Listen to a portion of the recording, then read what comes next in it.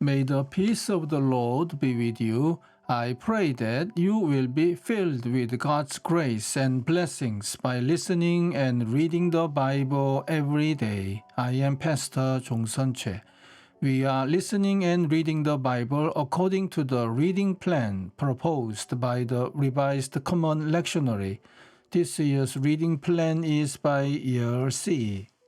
Today is June the 10th, Friday after day of Pentecost. Today's readings are Psalm chapter 8, Proverbs chapter 3, verses 19 to 26, Ephesians chapter 4, verses 1 to 6, and from the Gospel of John chapter 16, verses 12 to 15. This is Psalm chapter 8. O Lord, our Lord, how majestic is your name in all the earth. You have set your glory above the heavens. From the lips of children and infants, you have ordained praise because of your enemies, to silence the foe and the avenger. When I consider your heavens, the work of your fingers, the moon and the stars, which you have set in place. What is man that you are mindful of him, the Son of Man that you care for him? You made him a little lower than the heavenly beings, and crowned him with glory and honor. You made him ruler over the works of your hands. You put everything under his feet, all flocks and herds, and the beasts of the field, the birds of the air, and the fish of the sea, all that swim the paths of the seas. O Lord, our Lord, how majestic is your name in all the earth. Amen. This is today's first reading. By wisdom, the Lord laid the earth's foundations. By understanding, he set the heavens in place. By his knowledge, the deeps were divided.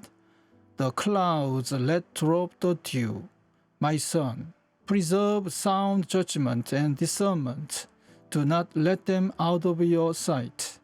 They will be life for you, an ornament to grace your neck. Then you will go on your way in safety, and your foot will not stumble. When you lie down, you will not be afraid. When you lie down, your sleep will be sweet. Have no fear of sudden disaster or of the ruin that overtakes the wicked.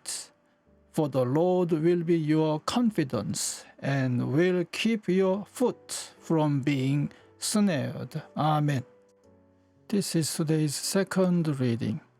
As a prisoner for the Lord, then I urge you to live a life worthy of the calling you have received. Be completely humble and gentle. Be patient, bearing with one another in love. Make every effort to keep the unity of the Spirit through the bond of peace.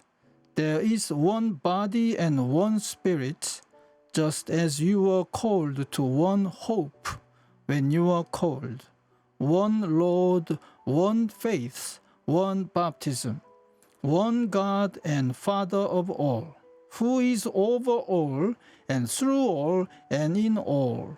Amen. This is this week's Gospel reading. I have much more to say to you, more than you can now bear. But when He, the Spirit of truth, comes, He will guide you into all truth. He will not speak on His own. He will speak only what He hears, and He will tell you what is yet to come. He will bring glory to me by taking from what is mine and making it known to you.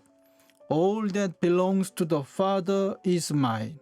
That is why I said the Spirit will take from what is mine and make it known to you. Amen. This is the word of God for today. Thanks be to God. The Lord bless you and keep you. The Lord make his face shine upon you and be gracious to you. The Lord turn his face towards you and give you peace. Amen.